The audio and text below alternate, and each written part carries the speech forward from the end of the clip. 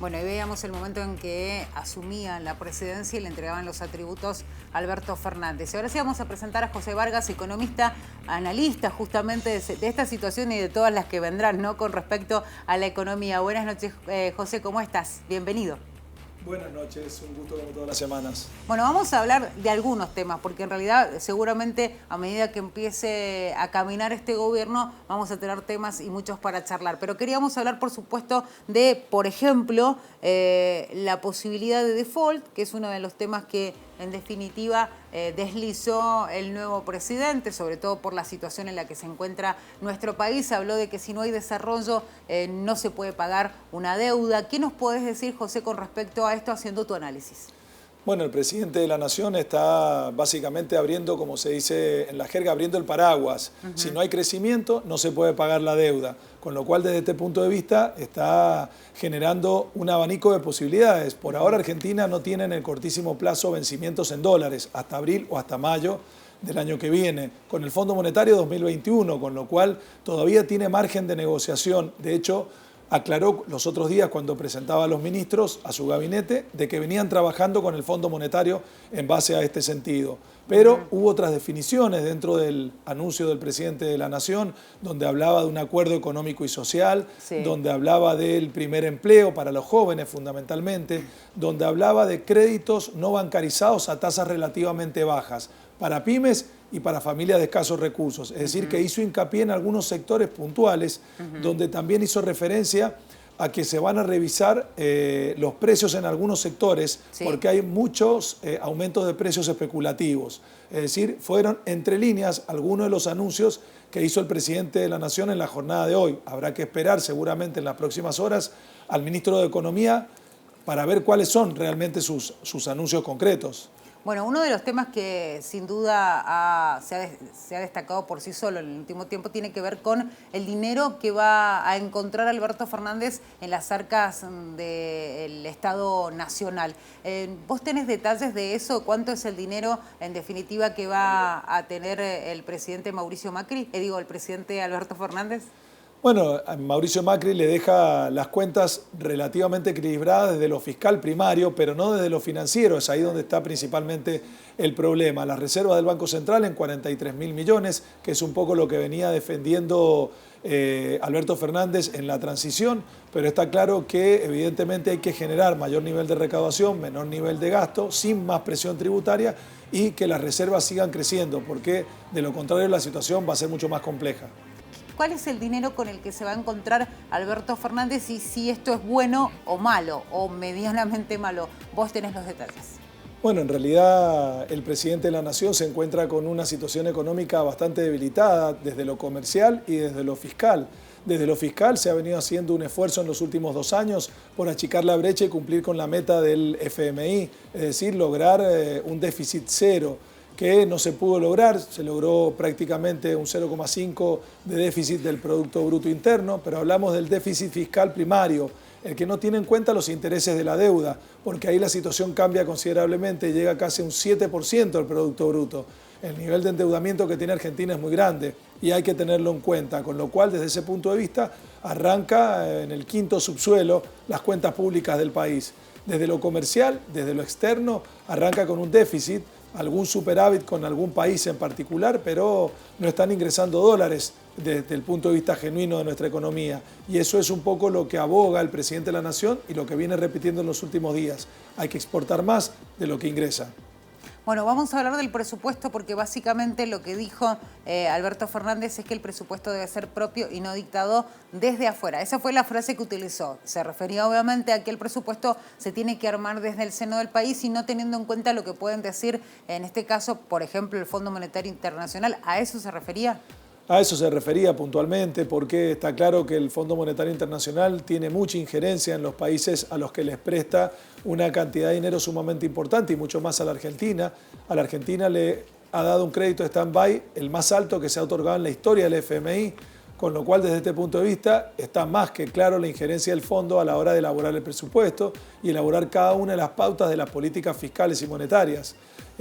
También es cierto que cuando hay justo un cambio de gobierno, el nuevo gobierno debe tratar de analizar y reestructurar y modificar el presupuesto que había sido enviado por el gobierno anterior, porque tiene que cumplir con la ley en ese aspecto. Bueno, vamos a hablar un poco también de lo que sucedía ayer en la provincia y de lo que ya anticipaba el gobernador Rodolfo Suárez, también en sus palabras, en su discurso. Habló primero en la legislatura, después lo hizo en la explanada de Casa de Gobierno y sin duda el tema importante ya lo hizo antes de ser, digamos, cuando ya empezó a formar su campaña, cuando era candidato, habló de ampliar la matriz productiva, lo dijo también en su momento Alfredo Cornejo, pero puso las fichas a la reforma de la 7722 para que finalmente la minería se pueda llevar adelante en la provincia de Mendoza. Obviamente hay críticas, de eso hemos hablado también, pero digamos que si se tiene que hablar de desarrollo es ahí donde él apunta, ¿no? El gobernador Rodolfo Suárez habla de ese tema y habla concretamente de que esto va a generar empleo y que va a activar la economía de la provincia. Sí, las provincias que tienen actividades mineras, como es el caso, sin ir más lejos, de San Juan, tienen un desarrollo muchísimo más amplio y una matriz productiva mucho más diversificada que la provincia de Mendoza. Está claro que Mendoza tiene un retraso de matriz productiva de hace casi 20 años, que no la diversifica y ahí es un problema fundamental. El gobernador Suárez va por el lado de la minería, tiene evidentemente sus detractores y tiene que negociar también con la oposición en este sentido. Intenta de alguna manera que sea una actividad económica lo suficientemente fuerte para que cuando hayan otros sectores de la economía, como es el caso del comercio, como es el caso de la vitivinicultura, que estén en baja, el caso de la minería pueda equilibrar un poco esta matriz productiva y que la provincia no se vea debilitada en este aspecto. El único inconveniente es que es un tema tabú siempre y tiene sus detractores que se manifiestan permanentemente en contra. Tendrá que trabajar y dialogar mucho en este sentido para llevar adelante esto. Bueno, una última consulta relacionada con la provincia de Mendoza. Lisandro Nieri, el ministro de Hacienda y Finanzas de la provincia de Mendoza, de alguna manera empezó a esbozar lo que va a ser el presupuesto. Dijo, es necesario tener algún lineamiento de lo que va a ser el presupuesto a nivel nacional para saber cómo nos podemos manejar en la provincia. Básicamente esa es la traducción para hablar en un lenguaje más mundano. Pero también habló de que los números de la provincia de alguna manera van a influenciar en la negociación paritaria. Dijo, hay que cuidar el dinero de los mendocinos y a partir de eso se va a tener muy presente en lo que va a ser la negociación paritaria para los distintos sectores de trabajadores estatales frente al 2020. Sí, un tema muy delicado porque ya lo había dicho en su momento la exministra Lacino, también lo había dicho Lisandro Nieri, que a partir del año que viene no hay más cláusulas gatillo. También está claro que el año que viene el nivel de inflación, según Marcos Labaña, que es el nuevo titular del INDEC, va a estar en el orden del 40%, con lo cual va a ser una negociación bastante áspera en este sentido y mucho más si no hay cláusula gatillo. Mendoza en los últimos 4 meses ha tenido muchos problemas de recaudación, porque está claro que cuando la situación económica es muy mala para cualquier familia, lo primero que se dejan de pagar son los impuestos y tasas municipales. Por el otro lado, la provincia había hecho un manejo financiero de las cuentas públicas en algunos sectores específicos, como es el caso de las LELIC, las LETES, las LELINC, por ejemplo, y cuando se reperfilaron empezaron a complicar algunas provincias y fue el caso de la provincia de Mendoza. Así que desde ese punto de vista también nos vimos perjudicados y las cuentas públicas sufrieron ese cimbronazo.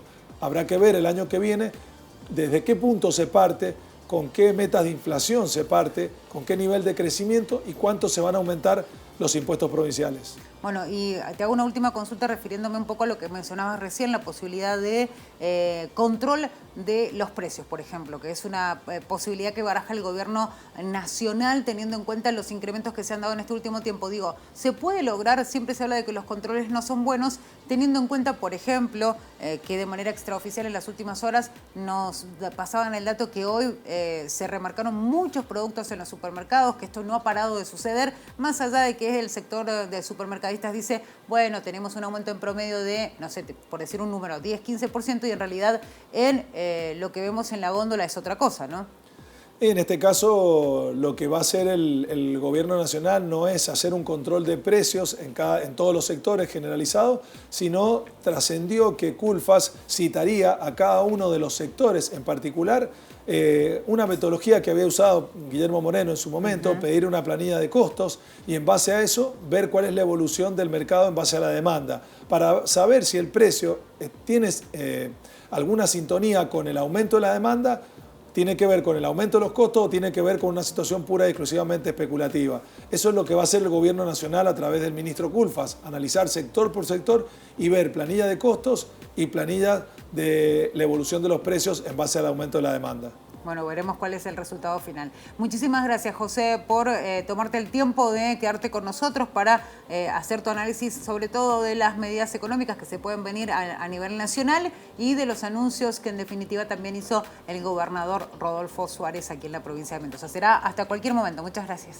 Hasta la próxima, como siempre. José Vargas, economista, con nosotros haciendo su análisis. Nosotros nos tenemos que ir a una pausa. Enseguida regresamos.